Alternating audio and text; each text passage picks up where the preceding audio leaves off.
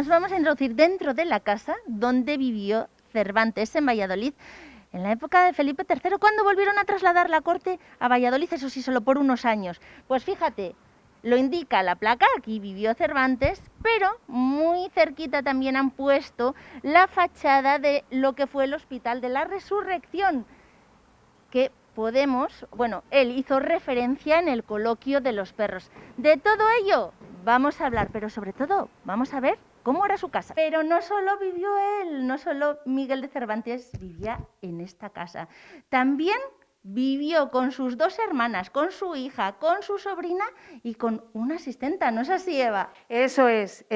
Pero en este lugar donde ahora estamos, que es el estrado, antiguamente, cuando Miguel de Cervantes vivió aquí en Valladolid, esta era otra vivienda. Aquí vivía Luisa de Montoya con sus dos hijos y ahora esta estancia ha pasado a recrear el estrado. Un estrado es una estancia reservada en las casas donde solo normalmente la ocupaban las mujeres y estaba reservada para que ellas pues hicieran sus labores. Claro, tantas mujeres con las que él vivía. Eso es, además sabemos que sus hermanas, Andrea y Magdalena, se dedicaban a la costura. Pues dejamos el habitáculo de la vecina y nos vamos realmente donde vivió él. Bueno, vamos a ver otra recreación, porque nos vamos a introducir en su escritorio, muy importante, hablando de Cervantes. Eso es, pasamos a otra de las estancias del museo, dejamos el recibimiento, vamos al aposento y aquí se ha querido recrear donde Miguel de Cervantes podríamos pensar que escribió, por ejemplo, el prólogo de la primera parte del Quijote.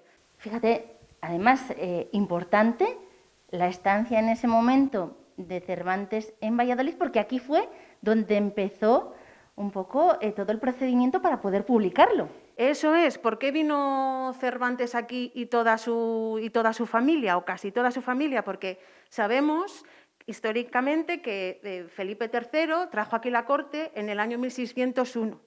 Claro, Miguel de Cervantes necesitaba el permiso, el privilegio real, que se llamaba así el procedimiento, para que pudiese editar e imprimir el Quijote. Entonces, él vino aquí y junto a la redacción del prólogo de la primera parte del Quijote, sabemos que seguramente él tuvo que redactar aquí el privilegio real para poder imprimirlo. Vemos también una estancia que es más o menos evoca cómo sería su cama, cómo podía haber sido su cama. Eso es. Ahí vemos la alcoba. Porque los muebles no son originales, pero sí que son propios de la época. Eso es. Como sabemos, Miguel de Cervantes vino aquí de alquiler, entonces los bienes, los muebles que él pudo traer, seguramente se los llevase después a Madrid. Todos los muebles, todo el mobiliario que podéis ver aquí son del siglo XVII y lo que se trata es de un poco ambientar cómo sería una casa del siglo XVII. Ahora sí que estamos en la parte de la casa, vamos, de la vivienda donde sí que él vivía. Eso es. Aquí vemos el comedor y la cocina, pero aquí vemos que estas dos estancias de la casa parecen tabicadas, pero sí que presuponemos que en su origen, hace 400 años, seguramente estas salas eran polivalentes y aquí seguramente podían comer, pero seguramente, como aquí vivían bastantes personas... Estamos hablando... vamos a sumar sus dos hermanas, las dos hermanas, la hija, la sobrina y él, 7 personas. Entonces seguramente que aquí por la noche echasen colchones al suelo donde poder Eva, dormir. Me llama la atención la estatura.